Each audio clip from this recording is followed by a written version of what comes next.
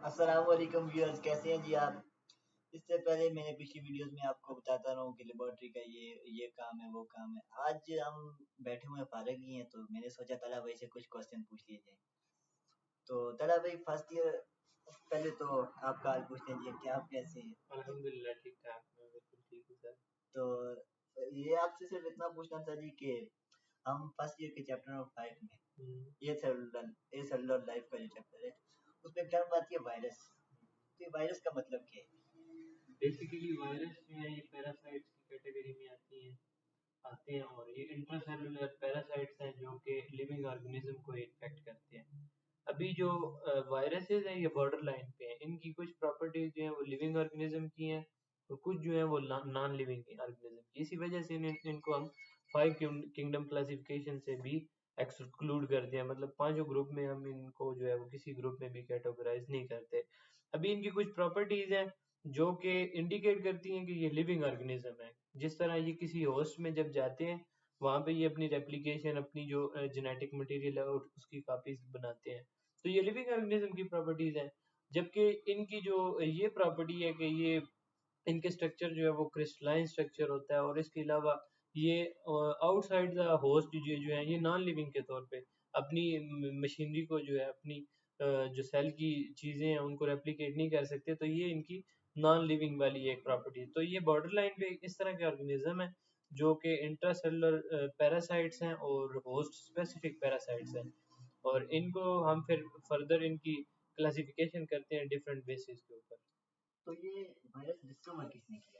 Discover viruses की discovery की एक पूरी जो है वो हमारे पास हिस्ट्री मौजूद है। लेकिन जो फर्स्ट वायरस जो डिस्कवर हुआ वो टोबैको मोज़ेक वायरस जो है वो डिस्कवर हुआ, जो प्लांट के अंदर एक डिजीज काज करता है। टोबैको के जो लीव्स होते हैं उनकी डिजीज काज करता है। तो इवनोस्की एक साइंटिस्ट थे जिन्होंने 1892 के अंदर फर्स्ट टाइम जो है टोबैको मोज़ेक वायरस को डिस्कवर किया था। और उन्होंने जो है बताया था कि ये इस तरह के ऑर्गेनिज्म है जो कि चैम्बरलैंड फिल्टर पेपर से भी गुजर सकते हैं, क्योंकि उसमें से बैक्टीरिया तो पास नहीं हो सकते, लेकिन ये है कि इस तरह के ऑर्गेनिज्म जो कि उससे पास हो सके, तो उसने कहा था कि ये वायरस ही है। तो उस उधर से फिर जो इसकी डिस्कवरी शुरू हुई वायरस की, और आज जो वायरोलॉजी की ब्रांच है वो बहुत ज़्यादा उसके अंदर एडवांसमेंट आ चुकी है। तो ये वायरसेस क्लासिफाई कैसे होते हैं। देखें, वायरस की क्लासिफिकेशन की जहाँ बात जब तक बात की जाए तो उसके अंदर वायरस की क्लासिफिकेशन की बहुत ज़्यादा जो है वो हमारे पास क्लासेस हैं।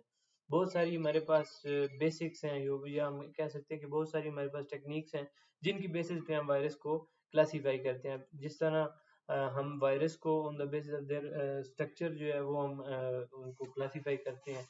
कुछ जो वायरस होते हैं उनका शेप या उनकी जो मॉर्फोलॉजी होती है वो रॉड शेप होती है, कुछ जो होते हैं वो आइकोसाहेड्रल शेप में होते हैं, कुछ स्फेरिकल शेप में होते हैं। तो on the basis of morphology हम जो है क्लासिफिकेशन करते हैं वायरस की।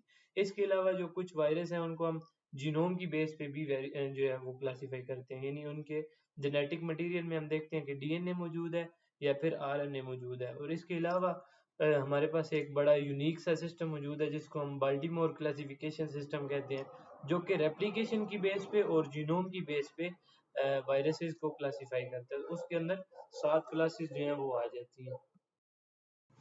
तो इस तरीके से हम डिफरेंट बेसिस के ऊपर क्लासिफिकेशन करते हैं वायरसेस की।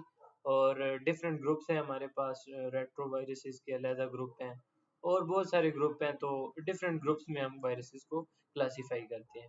जी। तो ये ना जिस तरह भाई अभी बैठा हुआ था एक और क्वेश्चन मेरे दिमाग में है कि ये टर्म बैक्टीरियोफेज बैक्टीरियोफेज यूज होती है। तो ये बैक्टीरियोफेज है क्या चीज। बेसिकली बैक्टीरियोफेज जो है इसके अंदर आप टर्मिनोलॉजी को देखें तो आपको वर्डिंग जो है उससे ही पता चल जाएगा। बैक्टीरियो का मतलब बैक्टीरिया, फेज का मतलब ईटर।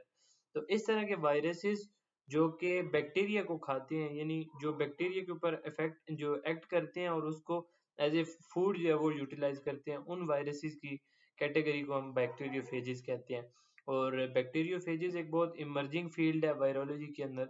इसके ऊपर बहुत ज़्यादा रिसर्च चल रही है और इसकी जो एप्लीकेशंस हैं वो नियर फ्यूचर हमें बहुत ज़्यादा नज़र आएंगी। ठीक है, बैक्टीरियोफेजेस के अंदर फिर फर्दर दो तरह के इनके लाइफ साइकिल होते हैं, लाइटिक साइकिल, लाइसोजेनिक साइकिल।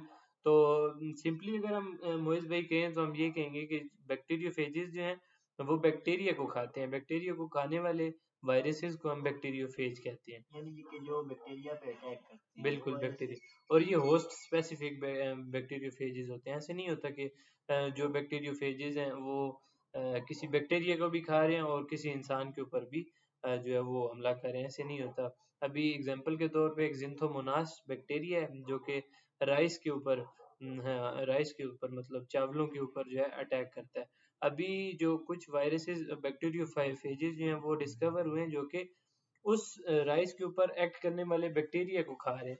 तो वो हमारे लिए बड़े यूजफुल वायरस होंगे क्योंकि वो उस डिजीज को, राइस की डिजीज को जो है वो खत्म करने में यूज होंगे। तो ये बड़ा इमर्जिंग फील्ड है वायरोलॉजी के अंदर, जिसकी नियर फ्यूचर हमें बहुत सारी एप्लीकेशन नजर आएंगी।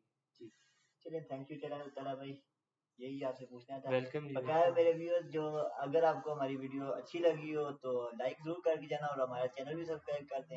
ये सीरीज हम चलाते रहेंगे आगे, हम तला भाई से क्वेश्चन पूछते रहेंगे।